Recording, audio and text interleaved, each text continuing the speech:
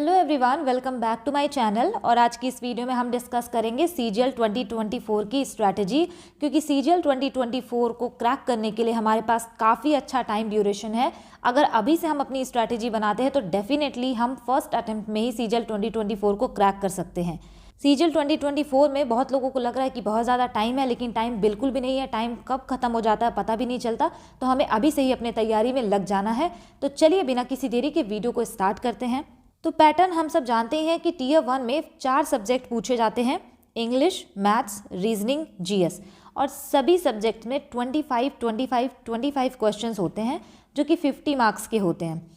यानी कि टोटल आपके 100 क्वेश्चंस होते हैं 200 मार्क्स के, और टाइम आपको मिलता है 1 आवर, यानी कि 60 मिनट्स का टाइम मिलता है यहाँ पर। टीयर 1 क्वालिफाइंग है, लेकिन कट ऑफ बहुत ज़्यादा हाई गई है। 2023 में जो कट ऑफ गई थी वो लिस्ट 3 की वो 150 प्लस गई थी, और बाकी लिस्ट 1, 2 में तो और भी ज़्यादा गई थी कट ऑफ। तो टीयर 2 में देख लेते हैं पैटर्न क्या है। टीयर 2 में मैथ्स है 30 क्वेश्चन, रीजनिंग के 30 क्वेश्चन, और ये 90 मार्क्स के और 90 मार्क्स के होंगे। इंग्लिश में 45 क्वेश्चंस और 135 मार्क्स के। सबसे ज़्यादा वेटेज इंग्लिश का है, 135 marks. It will play a huge role in your success. और जीएस की बात करें, इसमें 25 क्वेश्चंस है जो कि 75 मार्क्स के हैं, और कंप्यूटर पूछी जाती है 20 क्वेश्चन 60 मार्क्स के, जो कि क्वालिफाइंग है। बट क्वालिफाइंग का ये मतलब नहीं है इसको हल्के में लिया जाए, इसकी वजह से बहुत सारे लोगों का सिलेक्शन रुक गया था। सबसे पहले हमें एक अपना टारगेट सेट करके रखना है कि टीयर 1 के लिए हमें 200 में से 160 प्लस लाने ही लाने हैं, क्योंकि कट ऑफ का कोई भरोसा नहीं। इस बार 150 प्लस गई थी, तो नेक्स्ट टाइम मे भी जा भी सकती है, नहीं भी जा सकती है। बट हमें ये टारगेट रखना है कि 200 में अधिक से अधिक जितना भी हम स्कोर कर पाए, क्योंकि कंपटीशन बहुत हाई है। तो हमें कट ऑफ एक अपने दिमाग में आइडिया रख के ही चलना होगा। अब सब्जेक्ट वाइज स्ट्रैटेजी की बात करते हैं। सबसे पहले है मैथ्स। मैथ्स से लोगों को बहुत डर लगता है। मैथ्स की स्ट्रैटेजी जानने से पहले हम टॉपिक जान लेते हैं। मैथ्स में नंबर सिस्टम है, एलसीएम एचसीएफ है, simplification, power indices surds, average, ratio and proportion, percentage, profit loss, discount, SI and CI, simple interest and compound interest, time and work, pipe and cistern, time and distance, boat and stream, sequence and series, जो कि number system का ही ये part है, algebra, trigonometry, height and distance, geometry, mensuration 2D और 3D, statistics and DI, mixture and alligation, probability. तो ये जो है ये टीयर 2 का है स्पेशली, बट आप टीयर 1 के पहले भी इसको पढ़ सकते हैं। तो मैथ्स में सबसे पहले क्या करना है कि जो सिमिलर चैप्टर्स हैं उनको आपको एक साथ ख़त्म करना है। जैसे यहाँ पे number system, LCM HCF, simplification, power indices surds, ये लगभग सिमिलर टॉपिक्स हैं, तो इसको सबसे पहले आपको उठाना है। उसके बाद आपको आना है परसेंटेज पर, और जिसकी परसेंटेज स्ट्रॉन्ग हो गई वो पूरे अरिथमेटिक में कहीं नहीं अटकेगा। तो परसेंटेज और रेशियो और प्रोपोर्शन ये आपको एक साथ स्टार्ट करना है, और जब आप परसेंटेज स्टार्ट करेंगे तो आपको उसी से सिमिलर मिलता जुलता ये तीनों टॉपिक है हमारा, profit and loss, discount, simple interest and compound interest. ये बहुत ज़्यादा इंपॉर्टेंट है। देन उसके बाद आप ये वाला चंक उठाएंगे, time and work and pipe and cistern, ठीक। फिर उसके बाद हम time, distance and boat and stream कर लेंगे, और ये सीक्वेंस एंड सीरीज़ आपका नंबर सिस्टम में ही कवर होता है। फिर उसके बाद आता है हमारा एडवांस मैथमेटिक्स, जिसमें कि algebra, trigonometry, height and distance. तो इसमें तो अलग अलग चैप्टर्स ही हैं, आप इसमें से जो चैप्टर चाहे वो पहले पढ़ सकते हैं, उसके बाद आप और चैप्टर्स पढ़ सकते हैं। सबसे ज़्यादा क्वेश्चंस आते हैं हमारे एडवांस मैथमेटिक्स से, यानी कि एडवांस मैथमेटिक्स पे आपको काफ़ी ज़्यादा ध्यान देना पड़ेगा। तो मैथ्स के लिए अगर पॉइंट्स में बात की जाए तो सबसे पहले आती है थ्योरी कंप्लीट करने के लिए आपको कोचिंग या फिर बैच आपको ज्वाइन कर लेना चाहिए, क्योंकि वैसे अगर हम इधर उधर खोजते रह जाते हैं और बहुत ज़्यादा प्रॉब्लम होती है।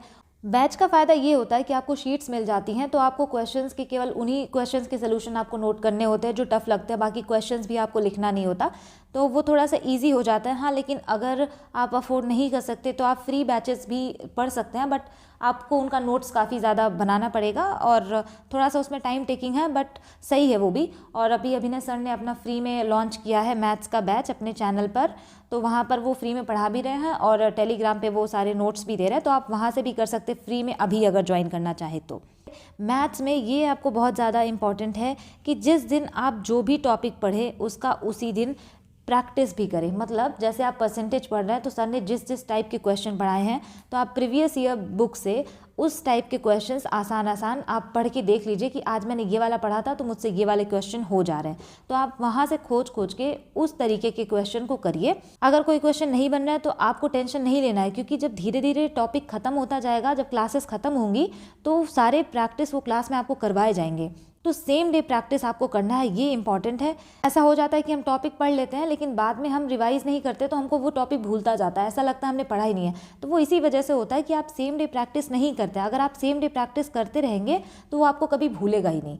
दूसरा पॉइंट है कि टाइम आपको 5 to 6 मंथ्स आपका टारगेट बना के चलना है कि आप साथ साथ में रिवीजन भी करते रहे थोड़ा बहुत, और अपना 5 से 6 मंथ में सिलेबस आप कंप्लीट कर लीजिए।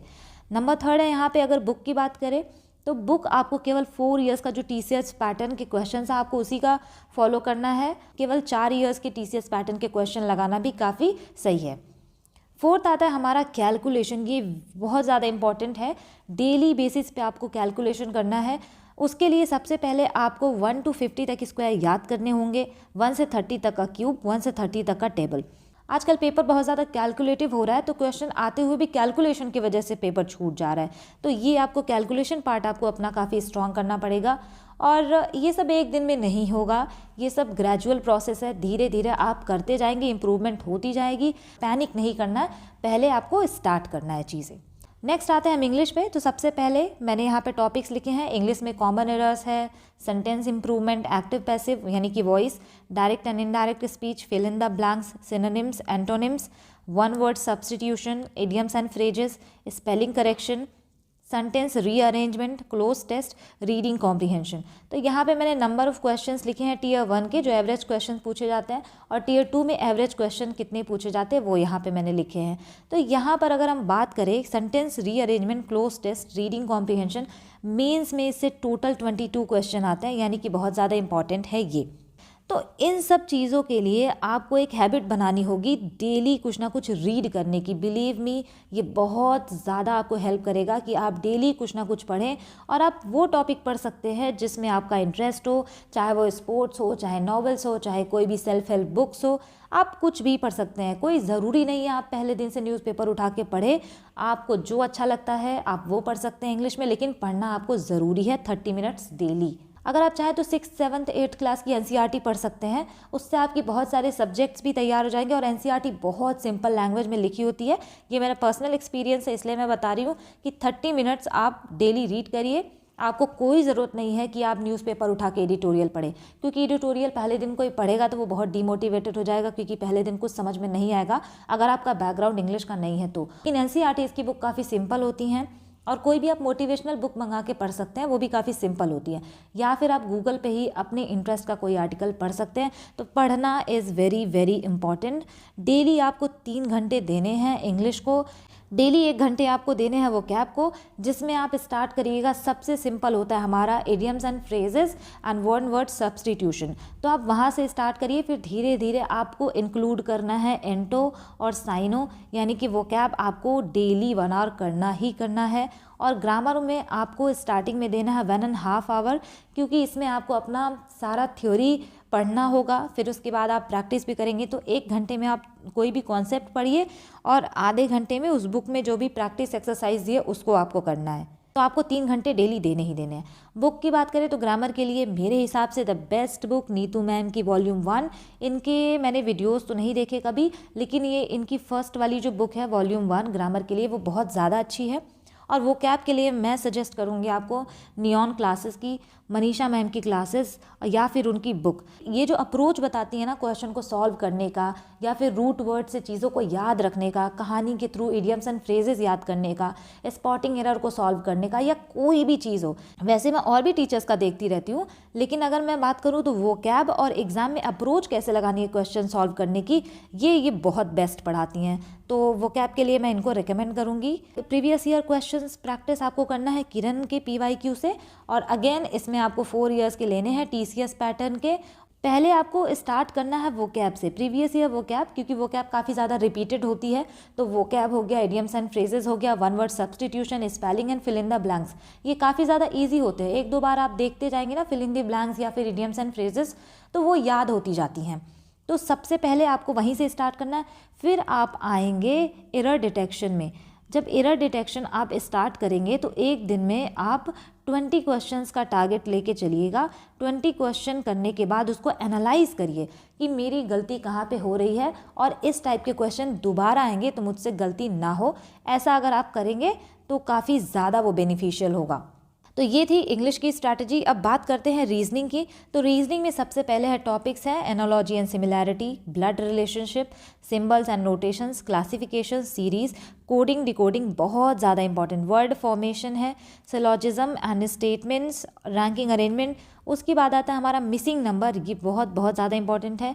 अर्थमेटिक प्रॉब्लम्स आती है, arrangement of words in logical order, cubes and dice, logical Venn diagram, figure counting, miscellaneous, series, water image and mirror image, paper cutting and folding, completion of figure, embedded figure. तो ये सारे कुछ chapters हैं reasoning के जो कि काफ़ी ज़्यादा सिंपल हैं, लेकिन आपको एफर्ट्स लगाने हैं इसमें। कोडिंग एंड डिकोडिंग में, वर्ड फॉर्मेशन में, ब्लड रिलेशनशिप के भी बहुत सारे क्वेश्चंस आते हैं और कैलेंडर के भी क्वेश्चंस आते हैं। तो 2-4 चैप्टर्स ऐसे हैं जो काफ़ी ज़्यादा वेटेज रखते हैं रीजनिंग में। रीजनिंग के लिए अगर स्ट्रैटेजी की बात करें तो 2 आवर्स डेली आपको देना है और रीजनिंग ऐसा सब्जेक्ट है कि ये 3 महीने के अंदर ही ख़त्म किया जा सकता है या 2 महीने के अंदर भी हो सकता है ये, अगर आप कंटिन्यूअसली इसकी प्रैक्टिस करें तो। रीजनिंग के लिए आपका यूट्यूब काफ़ी है। यूट्यूब पे आप किसी भी लेसन का पहले थ्योरी देखिए और अगर आपको उसमें से लगता है कि कुछ नोट्स बनाने चाहिए तो आप बना सकते हैं। वैसे बहुत ज़्यादा नोट्स तो नहीं बनते हैं, लेकिन हाँ थोड़े बहुत नोट्स आप बना सकते हैं। जैसे कैलेंडर के, ब्लड रिलेशनशिप के 1-2 क्वेश्चन आप लिख सकते हैं कि कैसे सॉल्व करना है, या किसी भी क्वेश्चन को सॉल्व करने की कोई अप्रोच आपके पास आ गई अच्छी सी तो उसको भी आप नोट कर सकते हैं। बाकी ये पूरा डिपेंड करता है प्रैक्टिस पे, यानी कि reasoning is all about practice. किसकी प्रैक्टिस? प्रीवियस ईयर क्वेश्चंस की। प्रीवियस ईयर पेपर से ही आपको पता चलेगा कि किस चैप्टर का कितना वेटेज है और किस तरीके के क्वेश्चन पूछे जाते हैं। तो ये बहुत ज़्यादा इंपॉर्टेंट है। अगेन इसमें भी आपके TCS पैटर्न के क्वेश्चन लगाने हैं लास्ट 4 ईयर्स के और आपको डेली 1 मॉक देना है और एनालाइज करना है। तो इसमें आप 1 घंटे पहले देंगे अपनी थ्योरी को पढ़ने में, फिर 1 घंटे आप देंगे मॉक टेस्ट लगाने में और उसको एनालाइज करने में। तो आपका ये बहुत छोटा सेगमेंट है रीजनिंग, काफ़ी ज़्यादा अच्छा है ये, क्योंकि ये बहुत जल्दी कंप्लीट हो जाता है और इसके लिए आपको कोई पेड कोर्स लेने की ज़रूरत नहीं है। नेक्स्ट बात करते हैं GS की। तो GS इतना ज़्यादा बड़ा है इसका सिलेबस और बहुत ज़्यादा ये अनप्रेडिक्टेबल है, तो मैं इसको कहूँगी कि आप इसको बाद में प्रायोरिटी दीजिएगा। तीनों सब्जेक्ट्स को अगर एक तरफ रख दिया जाए और GS को एक तरफ रख दिया जाए, फिर भी GS इन सबसे बड़ा होगा और काफ़ी ज़्यादा अनप्रेडिक्टेबल भी है। पहले आप टाइम दीजिए इंग्लिश, मैथ्स और रीजनिंग को, देन आप आइए GS में। और GS में भी सेलेक्टिव स्टडी करनी है, क्योंकि बहुत ज़्यादा पढ़ने से ऐसा नहीं है कि GS में फुल स्कोर आ जाए। इसमें PhD नहीं करनी है, केवल हमको जनरल स्टडी करनी है। अब इसमें देख लेते हैं सिलेबस क्या क्या होता है। Indian history, world history, Indian art and culture, polity, उसके बाद है physical geography, Indian geography, world geography, economics, बहुत इंपॉर्टेंट, सारे इंपॉर्टेंट है, physics, chemistry, bio and computer and IT। उसके बाद है discoveries and invention, science and awards. उसके बाद है अवार्ड्स है जो डिफरेंट फील्ड्स में दिए जाते हैं, books and authors, important days, international and national organisation, sports, national events, international events, और देन आपका आता है current affairs and static GK topic wise. इसमें आपको सबसे पहले इजी टॉपिक्स करने हैं, देन हार्ड पे आना है। पहले आपको ये सारे टॉपिक्स नहीं उठाने हैं। सबसे पहले अगर आप GS में आते हैं तो सबसे पहले आपको कवर करनी है इंडियन हिस्ट्री और वर्ल्ड हिस्ट्री। इंडियन हिस्ट्री में भी मॉडर्न हिस्ट्री काफ़ी ज़्यादा इंपॉर्टेंट है, पॉलिटी काफ़ी ज़्यादा इंटरेस्टिंग भी है और काफ़ी इसका लिमिटेड सिलेबस है, तो आपको ये उठाना है। उसके बाद आपको आना है जियोग्राफी पर, फिर इंडियन आर्ट एंड कल्चर, उसके बाद इकोनॉमिक्स, देन आपको साइंस में भी काफ़ी ज़्यादा सेलेक्टिव स्टडी करनी है। आप कोई भी मैराथन या कोई एक वीडियो देख सकते हैं, आप उससे नोट्स बना सकते हैं, या फिर अगर आप नोट्स नहीं भी बनाना चाहते तो आप लूसेंट में ही हाईलाइट कर सकते हैं थोड़ी बहुत चीज़ें। और previous year paper is very important. सारे सब्जेक्ट्स में प्रीवियस ईयर पेपर तो बाइबल है, बहुत ही इंपॉर्टेंट है प्रीवियस ईयर पेपर्स एनालाइज करना, ऑब्जर्व करना। जहाँ तक रही करंट अफेयर्स की बात, तो स्टार्टिंग में करंट अफेयर्स नहीं करना है, क्योंकि 2-4 क्वेश्चन के लिए अगर आप डेली करंट अफेयर्स पढ़ने लगेंगे 1.5-2 घंटे आपके डेली के वेस्ट होंगे और बाद में ये इतना वर्थ इट नहीं रहेगा। तो ये जब एग्ज़ाम आने वाला होगा उसके 3-4 महीने पहले से देखेंगे। करंट अफेयर्स आप वीकली या मंथली पढ़ सकते हैं, कभी भी इसको डेली पढ़ने की गलती नहीं करनी है, क्योंकि इसका कोई फ़ायदा नहीं है लास्ट में। तो ये थी हमारी सारी सब्जेक्ट्स के रिगार्डिंग स्ट्रैटेजी, चाहे वो इंग्लिश हो, चाहे वो जीएस हो, चाहे मैथ्स हो, चाहे रीजनिंग हो। लेकिन अब हम बात करते हैं इसके अलावा कुछ इंपॉर्टेंट बातें। पहला ये है कि मैक्सिमम टाइम आपको देना है इंग्लिश को, मैथ्स को, रीजनिंग को, देन उसके बाद आपको जीएस को प्रायोरिटी देनी है। दूसरा important point, consistency is important, यानी कि आप जब भी पढ़ना स्टार्ट कर रहे हैं तो उसमें आपको कंसिस्टेंट होना बहुत बहुत ज़्यादा मैटर करेगा। ये कंसिस्टेंसी ही आपको आगे लेकर जाती है और लोगों से अलग बनाती है। प्रैक्टिस किए बिना सिलेक्शन लेना इम्पॉसिबल है, क्योंकि आप जब भी पढ़ रहे होते तो आपको लगता है कि सब कुछ आ रहा है मुझे, लेकिन जब आप क्वेश्चन करने बैठते हैं फिर पता चलता है कि हम कहाँ स्टैंड करते हैं। तो प्रैक्टिस बहुत ज़्यादा इम्पॉर्टेंट है।